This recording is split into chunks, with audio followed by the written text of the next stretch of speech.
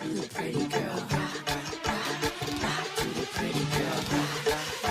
guys, welcome to my channel. My name is Kenna, and if this is your first time here, you're so welcome.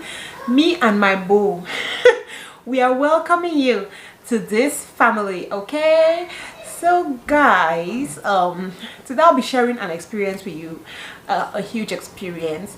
And this is one of those videos, you know, when you sit and you just feel motivated, like you want to talk about this thing, and then you're like, if I don't shoot this video now, I'm not sure I'll shoot it anytime soon. So I just put my camera, put my bow, and here we are. We're going to talk about my experience working in this TV station here in Cameroon. So yes, I worked in this TV house for like over a year, 4-5 months, something like that. And my experience there was kind of a bitter sweet kind of experience. Okay, so yes, I moved to Douala to look for work, and it was not coming. It was not easy. I was dropping here, dropping there, doing this, doing that, but it was not just coming. So there were times that I just used to go to Boya and rest. I'll just go to our house and spend like a week. So in one of those periods when I went to Boya to just relax, okay, I had a call from this family friend of mine, and he used to work at this station. So he called me and was like, this station, our station is recruiting, bring your documents now. He called me in the morning. He called me at around 7 a.m. like, you said you did journalism, right? Bring your documents to this place now as I talk to you. I'm like, hey, I'm in Boya. He's like, I don't care where you are. If you like, you're in Boya or you're at the end of the world. If you want a job, just start coming immediately. See guys, I had no money, I had nothing. That my parents gave me transportation. I went, photocopied my documents, put everything together, and by 12 I was in Douala. So when I came to Douala, he directed me to the office. I went to the office. I went and I dropped my documents with him. Yeah, I left him and I went back to Boya because some of my things were still in Boya. I had to go to Boya and take my stuff. So when I got to Boya later on that evening, they sent me a confirmation mail that they had seen my application, so I should come for an interview on Saturday. So I had to come to Douala on Saturday for my interview, guys. So oh my god, when I came for my interview, I saw a couple of people that I knew there. Like, I was like, oh my god, people are hustling, people are looking for work. When I went, see, everybody was looking at me funny first of all, and I was like, what did I do? And somebody was like, you're coming for an interview, you wear trousers. I was like, they don't wear trousers to interview. I didn't have any professional kind of outfit like that, so that trousers and the shirt that I was wearing was practically the only kind of professional looking thing I had. So he was like, you're wearing trousers, they'll not just give you this job. I was just like, oh my god, this is a bad sign. That was the first thing. Second thing, I saw this friend of mine, Cornell came for that interview. So Cornell was holding this paper. Cornell was talking with some other people. I was like, yeah, why, what is the full meaning of this station? What are the different services that this station offers? And they were answering. See guys, it was then that I discovered that I had not prepared. Like, I was just coming for interview. I did not do any research on the place. It was at that place that I got to understand, and I was like, hey, I am done. Like, how do I want to handle this? I just got really scared. So they were busy talking. Oh, you have to do this, you have to do that, this and that and that. And my friend, he noticed that I was not talking. So he was like, Kenna, you do not do any research. See guys, that was my second interview, and I've gone just to 2 interviews in my whole life. So he was like, you didn't do any research? I'm like, no. So he gave me his paper. He's like, okay, can I take this paper and just go through it and stuff? I was like, you know what, I cannot start going through paper because it's just going to give me more anxiety. I'm going to be more nervous. You know what, if I go in, they ask me something, I don't know, I cannot kill myself. I cannot add the pressure. I'm already really tense right now. I cannot start studying here. What if they call me next, you know? So they were like, okay. In less than 10 minutes they called me. I went in there. See guys, I was shaking. There were 4 of them sitting in there. There was the human resource manager, there was the editor-in-chief, and then the owner of the station was there. And then there was this other guy, this other man. I used to see him around. I never really got to understand what he was doing there, but he was probably like a right-hand man to the owner of the place. So Yeah, guys, I got in, and first of all, they asked me, the owner of the place was like, why did you have just 5 papers in the ordinary level? I was like, I did my best. It was like, your results in the ordinary level are so bad, but for advanced level you did really well. What went wrong? I'm like, I don't know. I was probably playing a little, but I got more serious. And it was like, okay. See, guys, I was trembling, and then now the editor-in-chief is like, what are the 5 W's and H in news? See, guys, I was so tense, I could not remember. I just knew that it was who, when, why. I just said them. Since the man is a francophone, I don't know if he knew that I made a mistake. And then after talking and talking, they told me that, okay, this job, they're going to pay me 100,000 francs. They'll be putting me 5,000 for credit. Ha! So I should go and sit down, because they might recruit me. Hey, Jesus. Oh my God, 100K. 100K, you guys are joking. At that time, I was not making even 25 francs, so 100K to me sounded like I have hammered, as in I have gotten the best job that ever existed. So yeah, they asked me, I went and sat down, and they had told just 2 of us. Majority of the other people, they were asking them to go, so they had told just 2 of us, and 2 of us were wearing trousers. Yeah, I went and sat near my friend Valda. We became really close. We even shared our apartment together. So they asked me to go and sit down. I sat near her. They kept like 5 of us there, and that's how we were recruited. We were 5 Anglophones and I think 1 Francophone. So that's how we were recruited. They called us when we were leaving. They asked us to come on Monday and start work and sign our contracts. See, God, I was so happy. I was so happy. I can remember calling my mom first. I was crying over the phone like, Mommy, finally I have something to do. I am so happy. Like, it was a beautiful time. So yeah, on Monday I went back to where I packed my things, everything that I had not packed before, and came finally to Douala to start my work. So yeah, I started work. And okay, so the first reason why we were hired was because they needed people to start the morning show. So they had stopped their morning show, their breakfast show, morning show, so they wanted new people, and they told me that I was going to be the one to present that show. And I think this is probably where some of my problems in that place started. Okay, so they asked me, they told me I was going to present the show. But since all of us were like fresh from school, I was not fresh from school like that. I had been out of school for 2 years, but the other people I was with were just fresh from school. I was fresh from school in the sense that I had not yet worked in any TV station after school. I worked at a radio station, not a TV station, so, and I did not work for long. So that is how we're fresh from school. So the owner of the place was like, okay, they have to take like 3 months to teach us so that we can be at our best. Let's not just go and start making mistakes and stuff. So we used to go every morning. They used to train us. We used to train every day in the morning. We would train from like 8:30 when we get to work till like 11:30, and then after that we're going to stop, and after that we're going to stop and then go to the newsroom. So I can remember very well my first report I did my first report with Muma Manda now hosts this show that I've gone to a couple of times. I went with her. There was this company, this body lotion company, cosmetic company here in Bonaberi that had burned. I think the name was Gandor or something. It was owned by Lebanese kind of people. So they sent us and a cameraman to come and cover it. I can remember really well. I was so nervous, but Manda was so nice. Manda is younger than me, but Manda was teaching me. Manda was so nice. Yeah, we did that report, came together and did our voice overs and stuff.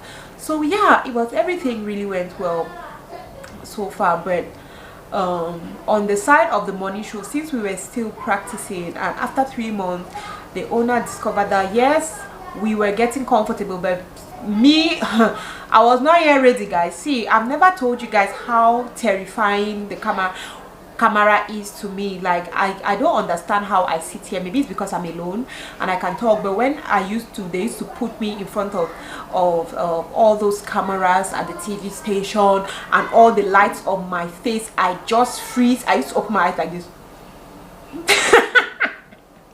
My eyes were always open when I just read and I make a mistake, considering too that I am a perfectionist. When I'll be reading the news and I make a mistake, it shows on my face. I just start popping my eyes. I hated it. So they saw that I was not ready, so they brought out this other girl that was in the newsroom, and yeah, she had a show on TV already, so they brought her and they were like, okay, she can start, I can be learning from her, and with time, when I get more comfortable. So they gave me a slot. I was reading job opportunities, so they gave me a slot on job opportunities so that I could still be going in front of the camera and getting the see, guys. Even then I was not getting used to the thing. It was terrifying. So every time I have to go, I had to go up for like 5-10 minutes. Every time I have to present the job opportunities, every single day before going in front of that camera, I would be shaking, I would be sweating. No matter how much I practice, it was just like, you know, when you have studied something in school, you really enjoy that thing, then you come to the field and you discover that, oh my god, what was I thinking? Like, it was so nerve-wracking, it was so terrifying.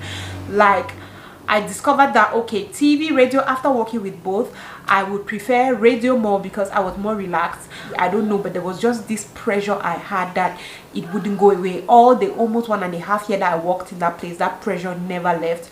So when they brought this lady to come and learn, to come and work after, so that I'll get used to after some time, guys, that's where I just like this lady used to be nice, but she just used to pick on me. She wasn't picking only on me, she would pick on every other person, but she used to pick on me. Like, she used to, like, she'll put me on the spot on TV, you know. Like, she, for example, right, today can be like the world, well, let me just say International Day of the Woman, okay, and I am not even probably aware, or she doesn't prepare me like, okay, when you come on TV, before you start talking about your news, I'm going to like ask you a few questions about the theme of Women's Day and stuff. She will not tell you, she'll just leave me. I'll come, sit down, inside my tension, she'll start asking you questions like, what do you think about the theme of the World Women's Day? Like, she used to always try to embarrass me on TV. I don't know whether it's because she knew that the owner of that station really liked the morning show, so he was always watching, so she was always trying to embarrass me to show the guy that this girl will never be ready, this thing is not for her. But at that point where I was not even interested anymore in that. I was interested more in doing my news reports, writing news reports, because that is what I was really comfortable doing at that time. It's like, this auntie, she didn't get it, so she was picking on me.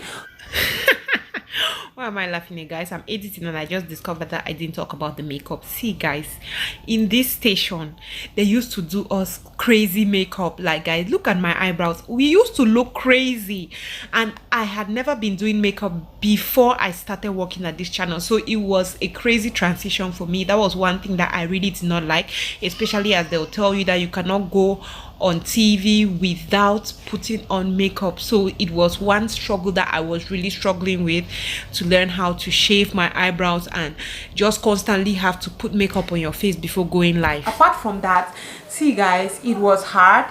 I can remember before going to work there, my mom had put me down and talked to me. See, guys, before working in the TV, I've always been this close person. If you and I are not really close, you will never hear my voice. It's just because it takes me a lot of time to warm up to people. I really just sit and observe. So before going to start working, my mom had told me that, Kenna, you know that your thing that you always sit and you're looking at places, you don't talk, you only want to observe. When somebody hurts your feelings, you don't talk. My mom was like, you have to stop it.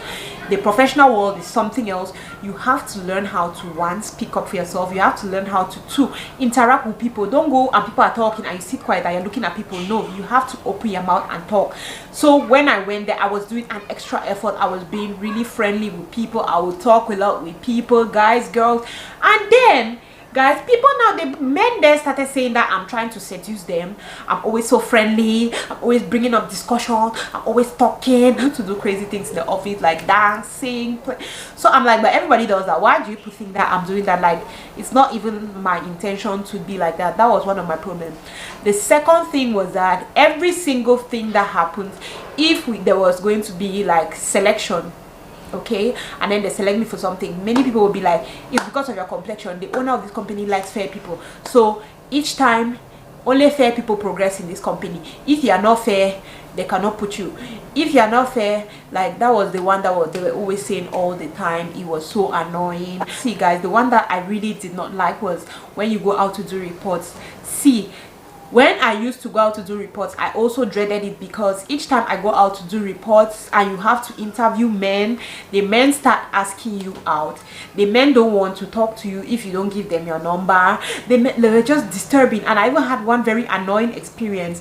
Okay, it was with a big official in Douala. I don't want to go and be calling people's names, but yes, it was a big official. So when it was an official something, a big something for the region of Douala, of the littoral region. Okay, so when we went there, I went to the cameraman, finished doing everything, and when you finish, there was this, they always give people envelopes. Okay, so there you have to write your number, your name, and then you sign. So after that, guys, I wrote my name, my number, and that of the cameraman. I signed and I left. When I got to the office, I now receive a message that it is this person's secretary, and the person says that I should tell you that at 5 p.m. he is going to send a car to come and carry you. I was like, what? 5 p.m. Come and carry who? Like, I'm like, I'm not coming I'm not going anywhere. See, guys, 5 p.m. that man sent a car. I was just like, you know what, I'm not going anywhere. Go and tell that man that I'm not coming anywhere. The man now took his phone and called me. I was like, I'm being disrespectful. I'm like, no, I don't feel comfortable doing that. I'm not going to do that. I'm not that kind of person. I don't know what you people are thinking, but Kenna is not that kind of person. So I know that everybody will want to be like, so what finally made you to stop? So I am going to be very honest here. I've told people different questions, okay, different answers when it comes to why did you finally leave. But I'm going to be completely honest here and tell you guys what happened that I stopped working. Okay, so like I said, this lady that had to take my place for the morning show, she became the editor-in-chief because our old editor-in-chief had a better offer somewhere else, so he had to leave us and go and start working there. So she came and she changed the dynamic of things. Let me just explain how our work schedule was. Those of us that were doing the morning show, we used to be in the office by 6 or 6:30 because the morning show starts at 7 and you have to prepare before the show starts. So we used to go there quite early. Okay, yeah, we used to go there quite early to just prepare and do stuff before the show starts. And then we were expected to leave the office by 4 because you came to the office by 6. And yeah, we were working for 8 hours, so you have 2 hours of break. And then for those who were doing the news, they used to go to work at 8:30 and leave by 6:30. Okay, yeah, that's how it used to go. Another thing was that since we were doing the morning show, we used to have reports as well for the morning show. So in the newsroom, we're not given like reports that you have to go out, meet people, talk to people, gather images, come and edit. No, we didn't get to do that. For those who are responsible for reading the news, and if you're the news editor, okay, you had to come to the office by 8:30 and you leave by 9 after the news. But there was like a roster, so everything was pretty much balanced. Like people were not stressing that much. But when this lady, she became like the head of the newsroom, she just changed everything. She was like, first of all, a lot of us, we are so lazy, we cannot work. So she said, whether you're doing the morning show or you're doing the news, even if you come at 6, you have to leave at 6:30. Okay, so imagine yourself coming to work at 6, you finish doing the morning show. She was giving us like two reports each. So imagine you have to do the report for the news, do a report for the morning show, and all of this you have to go out. It's not like something that they've already brought you the footage. No, you have to do it. So it was so strenuous. And then to worsen it, you could still be part of the morning show. That is, you come at 6 a.m. and then and in the evening she will put you to be the news editor, which means you have to come to work at 6 a.m. and probably leave the office at 9 p.m. So it was so much. They used to work from Monday to Saturday, and there was a day that I worked like that, okay, and it was really getting to me. I was really getting really tired. And then after working, doing 2 reports, all that, this lady now, the next week, she puts me as the news editor, which means I had to be coming from 6 a.m. to 9 p.m. Guys, I broke down. Like, I felt sick. I didn't come to work for 3 days. Okay, I did not go to work for 3 days. And I did not go to the hospital because according to the company rules, if you are sick, you have to go to. I was just tired. I just needed to rest. So I felt the pain and all that, but I did not go to a hospital for a doctor to sign. So I did not have like like proof to say, oh, this is what has happened and all that. And this girl, see guys, I always laugh. Like, I'm one of the people that always laugh. So this girl was always going to say, oh, I'm always laughing at her. She'll be warning me and screaming at me, and I'll just be like, auntie, I'm not laughing at you. Like, every single thing that used to happen, if she was seated there and people were laughing and I was part, she's just going to be like, I'm talking about her, I'm making people to laugh at her. And I'm like, auntie, we're not even talking about you. So like, that was just it. And then when it came to reporting, she gave me a really bad report, like, I'm always late. Guys, that is one of the biggest lies, because I'm one of those people that's always on time. I'm always late, I'm not professional. Like, she gave me a really bad report. And it came to time, because we are not yet taken we're not yet like permanent workers there. So when they asked her to give reports of the workers, almost every other person gave a good report of me, but she gave a really bad report, and I was like, I'm putting down the team, I'm conspiring and stuff. Like, she gave a really bad report. See guys, it was that bad. There was a day that this girl she used to give like a daily report to the owner of the company, okay? And many of us were not aware. There was a day that she was typing as she left her computer. So since it was a computer that everybody, we used to do general using of the computers, okay? So when I went to sit there, I saw, she was like, Kenna is not that professional, she has not gotten better after all this while, blah blah blah. Oh my god. So it was just those reports. And I can remember there was this Saturday, I had to go to work, but I had to go a little late, so I was still taking my time to go to the office. I was with my husband, and I just sat, and my friend Violet called me, and Violet was like, Kenna, where are you? Wherever you are, whatever thing you're doing, I think you should come now to the office, because they have been calling people in the office, and they have been calling people in the office, and they are giving them sack letters. When you come into the office, if you are one of the people that they want to sack, they'll call you to come. So they've already sacked like 2 of the people that were hired together. And yeah, she was just like, can I come to the office? See guys, I was so nervous, but I already felt it. I was just like, you know what, these people are going to obviously tell me that they cannot continue my contract because of all what that girl has been saying. So I went there. As I went, I didn't even sit. The guy just called me. He gave me my letter. He stood behind me. He was like, you should take everything that belongs to you and you leave. So yes guys, that is how I left. And when I left, I was just like, you know what, I'm not sure I want to work in a station again, like a permanent staff. Maybe if I have like a show idea, because I had some people that used to come with their show ideas. They'll come, they were not like permanent there every day. So yeah guys, that's basically it about my experience on TV in Cameroon. What do you guys think about this? Thank you guys for watching, and I hope to see you on the next one. Love you. Bye. Mwah.